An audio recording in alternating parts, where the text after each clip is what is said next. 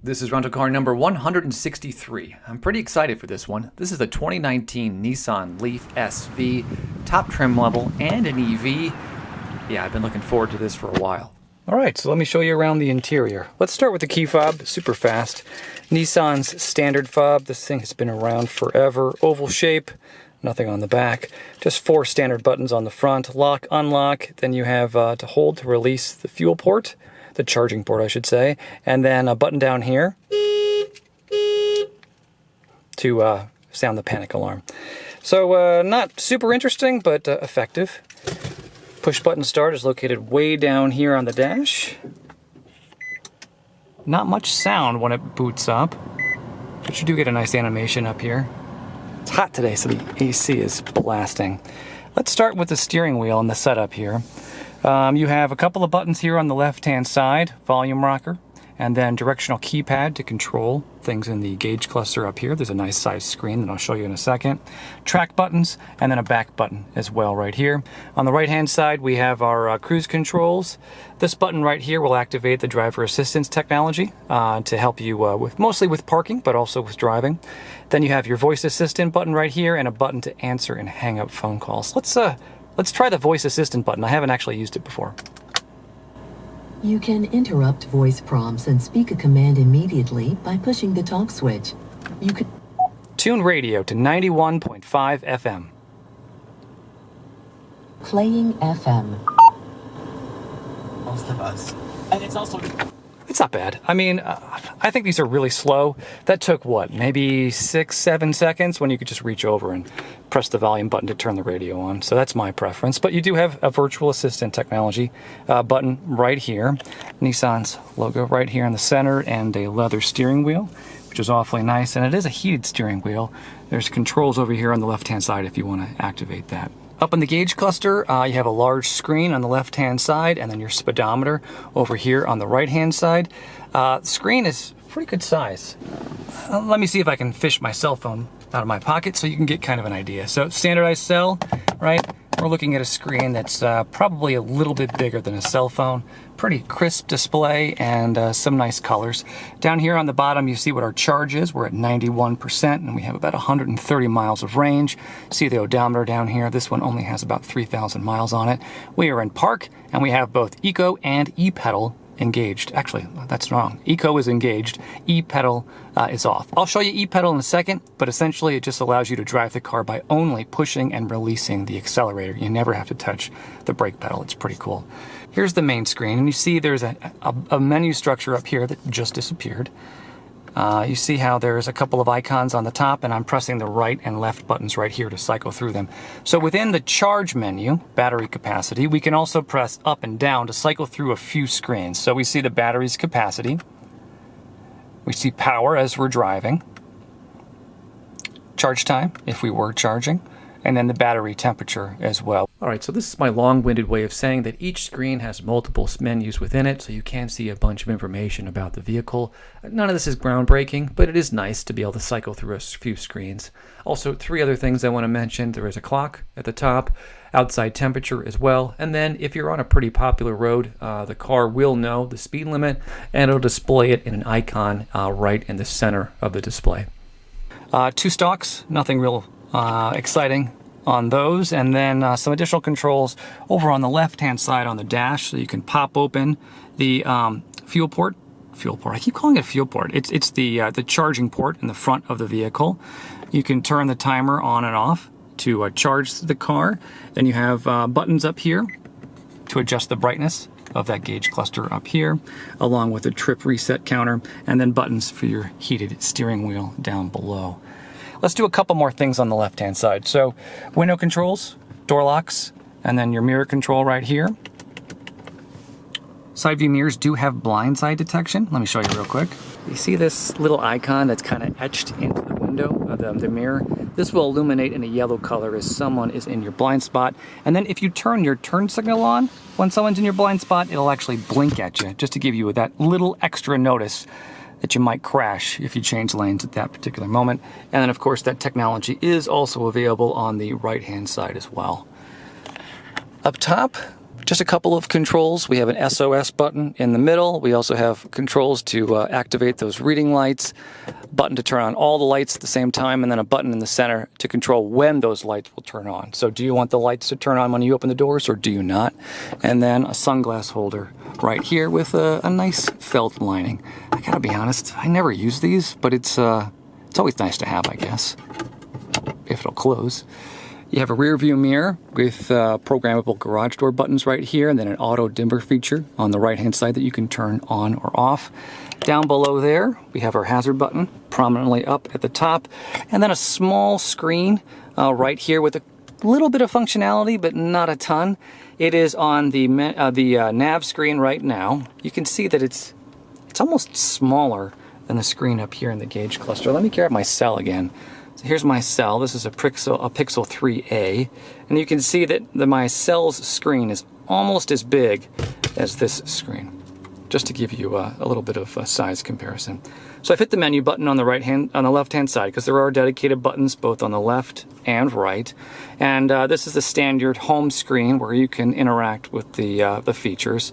And there's also a dedicated menu down here on the bottom, so you can switch to audio, phone, info, your main menu, map, nav, and settings. I'm not blown away by this. I don't know if you are. Not super bright colors, and I mean, not a lot of functionality.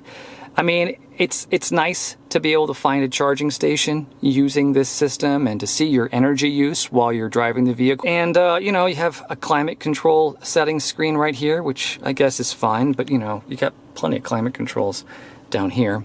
No apps on here that I think are worth mentioning, although you do have Bluetooth connectivity. I have never had problems connecting my cell to Bluetooth on a Nissan. Works fine, and I gotta be honest, that's primarily what I do, right? I'm gonna connect my phone to this screen and then control things by tapping on my cell. But maybe you have a different preference. If you do, just know this is functional, but not fun, in my opinion. And then you have a button right here where you can activate the cameras to see behind the vehicle. And then you have this top-down view right here. Now, obviously, we don't have a drone floating on top of us filming down on the vehicle. This is just a composite. There's cameras all around the vehicle, and the computer is stitching them together to give us an overhead view of the vehicle. And I gotta say, this is super, super helpful when you're trying to park in a tight spot. You can see all around the vehicle simultaneously, and you can just watch yourself pull the vehicle backwards. Actually, let me move the vehicle, and I'll show you real quick. All right, so I pull forward just a little bit. If you look out, you can see that there's a median right here with some nice weeds growing. Let's pretend I'm a horrible driver and that parking in this space without any cars is difficult for me. I'm gonna pull forward and just watch the screen. You'll see that median come into view in a second. See it right there? And then you can see where it is as I pull forward and park. Isn't that pretty neat? I mean, you can see right along the edge of the vehicle. You can even see the weeds that are growing in the ground, and then those wood chips over there. And then if I show you for real, there it is. So, you know, not super useful if you're pulling into an easy spot, but when you're trying to get into someplace tight, I really like this quite a bit. And it comes up automatically when you hit that camera button or when you shift the vehicle into reverse. And I'll show you this funky gear shift in just a second. Do look at the resolution though. I mean, it is, can you see, it's a little bit grainy. Here's some trees that are out behind us, and I don't know. It's hard to make them out. I've been in vehicles in a similar price point where the resolution is just a lot crisper. For a backup camera, I mean, I honestly don't care, but I just want to point out that this is probably not the best quality on the market right now. And then you do get those guides. So you see these green lines right here? Those show you where you're going to move the vehicle. So you see how I'm pulling forward and those guides are changing so that we can kind of line ourselves up perfectly for that parking spot. See how they line up and show you exactly where you're going? I'm in drive right now. If I put it into reverse, there's the behind the vehicle shot, and then you have that same guide right there. See that orange line to help guide us into that parking space? And then of course you have that overhead view right there. I know that I'm kind of being long-winded about this, but speaking from someone who's coming from a vehicle that doesn't have anything like this, it's just a really nice feature to have, and something I find myself using quite a bit while I've been driving around in this vehicle. All right, let's move on from the touchscreen. So basic touchscreen, some functionality, but not super fun. Climate controls down below there. So nice size controls, easy to use buttons, and when you do shift things, you do get a pop-up in that center display to show you exactly what temperature you're setting the vehicle. I am literally sweating right now, so we're gonna put it at the lowest possible setting. Decent climate controls. Below there you have some additional controls. Here is your push button start, USB, auxiliary out, and then you have heated seats for both yourself and your passenger, and then a DC power port right there, and a nice size area right here that's pretty much perfect for a cell phone. This is pretty important to me. I love having a nice place to keep my cell because, you know, when I'm driving, it's always going to be there. So I like seeing this. Then we have our eco button right here to increase our fuel efficiency. The e-pedal control right here. That's their term for it. I call it one pedal driving, meaning that all you have to do is use the accelerator pedal to drive around, and rarely do you have to touch that brake pedal. So right now I'm driving through this parking lot and I'm pushing down lightly on the accelerator. When I lift my foot off the accelerator, it's going to slowly bring the car to a dead stop. And use the regenerative braking on the electric motor to generate more power and bring the vehicle to a dead standstill. It's actually quite fun. It takes a little bit of getting used to, but especially in stop and go traffic, it's pretty amazing because you don't have to shift your foot back and forth from the pedal to the brake, from the pedal to the brake. Really all you're doing is lightly pressing down on that accelerator to go forward and then lightly lifting your foot up to bring the car to a stop. If you got to stop abruptly because it's a red light, you are going to have to use that brake pedal. But in normal daily driving, I'd say on this vehicle about 60–70% of the time I can use just the pedal if I have e-pedal engaged, and it's a fun feature to use.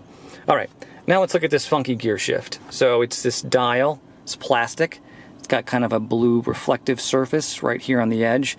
You got a button on the top if you want to go into park, and then you got to shift the gears using this this model right here to get where you want to go. So sideways and up to get it into reverse, sideways to put it into neutral, sideways and down to put it into drive. So I've been driving this thing for not too long and I'm already pretty much used to this. It works really well. It just takes, you know, a couple of tries to get used to it. Behind there we have our electronic parking brake, pretty easy to use. Pull up to activate that parking brake, push it down to deactivate. There we go. It didn't deactivate because I didn't have my foot on the brake pedal. All right, let's do a quick experiment with the electronic parking brake. On about half of vehicles, when you shift it into drive, the electronic parking brake is automatically going to disengage. I'm not actually sure what happens on this vehicle, so let's try it out. So I got, you see the red light, the electronic parking brake engaged. Let's go over and down, shift it into drive, and then let's try to move forward. No. If you look up in the gauge cluster, you see park is still illuminated, so it will not automatically disengage. So you have to push that brake pedal down and then push down to deactivate the parking brake. All right, worth knowing. 2 small cup holders next to that. I've got some sparkling water right now. A pretty small armrest, right? You can see my hand completely encases it. And then underneath, if you press this little button right here, you have a pretty small storage area with a rubber lining in the bottom. No power ports or anything in there at all. Just you know, a small place to keep some change. Let's see if a standard cell phone fits inside. It does. So, all right, pretty functional. All right, so I jumped in the passenger seat. Just for reference, I have the passenger seat and the driver's seat pushed back about the same distance. And I'm gotta be honest, I'm feeling a little cramped. I'm 6 feet tall. I mean, I have room. There's about, what, 4 inches between my knees and that dash. But I'm definitely feeling a little bit cramped. Let me incline a little bit. I don't know why there's such a dramatic difference between the driver's seat and the passenger seat. I think it's because I'm much higher up and the controls don't allow me to lower the seat at all. But, you know, I fit and it's fairly comfortable over here. Not a whole lot of amenities for your passenger, the same ones for the driver. Sometimes there's some additional features tucked down here, but not on this vehicle. I mean, you got yourself a cup holder down here on the door, window controls, door locks, latch, all the standard stuff. And then there's a glove box right here by my knees. Pretty small, actually. Oh, but it has some depth to it. So you'll definitely be able to get your owner's manual, registration materials, all that stuff in here with no problem, but probably nothing extra. All right, so I jumped in the back seat. First off, this is not comfortable at all. I have that passenger seat pushed back, you know, the same distance as the driver's seat. This is the setting that I had it when I was up front, and I have no leg room. Literally, there's no room between my knees and the back of that seat. Also, I don't have a whole lot of headroom. Let me show you real quick. So you see my head is actually touching the ceiling, the roof. It curves down pretty dramatically right here on the side, and my head is pushing against the top. So I'm kind of having to do a little bit of a turtleneck to fit back here. And I'm not liking it very much at all. So I had stopped filming and was going to move on, but I can't let this go. This is really uncomfortable. Look at my feet, first of all. So, I mean, there's not even enough room here for me to put my feet forward, so it has to be underneath the seat itself, which I guess whatever. But then this headroom, I really gotta stress this. I can't, here's me putting my head on the headrest. You see, like, my hat is hitting the roof, and then the side of my head is also pushing against this felt right here on the roof. Honestly, I feel like I'm in some sort of coffin. I'm like squeezed in. This is not a tiny hatchback. This is a, you know, a sedan. I should be able to fit back here without being this uncomfortable. There are a little bit of amenities back here. So you do have pockets on the back of both seats, and this is a pretty nice and soft leather. So all in all, I'm pretty impressed with that. You have, you know, standard stuff, window controls, door latch, door lock, up top, got a handle. No coat hook or anything hidden anywhere. That's a little disappointing, but still, you got your handle. And then, of course, that same exact setup on the other side as well. Down on the back of the armrests for the front seat passengers, no vents, no power ports of any kind. Interestingly, you have a little bit of a bump right here. See, it comes up. Usually this is a flat floor on most vehicles. A little bit of an indentation right here with a plastic top right here. Which limits a little bit of your leg room, but I'm guessing this has to do with where the battery pack is situated. And then on the seats itself, you do not have a center armrest that folds down. This is just a seat itself. I would note, though, that I really do like the blue accented stitching on this vehicle, and then you also have felt in the center. It's a nice look. Let's look at car seat anchors, too. So here is that icon, and then the car seat anchor should be right here. Now you can see that the car seat anchor is not exposed on its own, so you do have to kind of manipulate the seats. And then it's right back here. I don't even know if I can film it. So probably, what, 1 or 2 knuckles in. So it's going to be obviously possible to install a car seat back here, but it's not going to be as easy as on other models. So just keep that in mind. So if you're someone who needs to take a car seat in and out a lot, I might look for something else, because this is going to be a big pain in the butt. All right, let's take a look at storage real quick. This is a kind of like a hatchback-like car. In the back, you have a pretty decent storage space that should take care of your odds and ends, groceries, strollers, golf clubs, the works, without any problems at all. Unfortunately, there is nothing underneath the floor of this area, so there's no additional storage. It's just extra flooring down there. But if you take away the privacy screen, it is pretty easy to fold down those rear seats just by pulling up on these pins. The seats fold pretty flat, and then you have access to a lot more room if you need it. So storage on this one is not an issue. All right, so that's it for the interior. Thanks for joining me. I hope you'll come back, and we'll do a full review of this vehicle, including a test drive. Taking it on the highway is a lot of fun.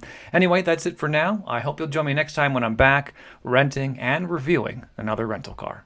I'll see you then.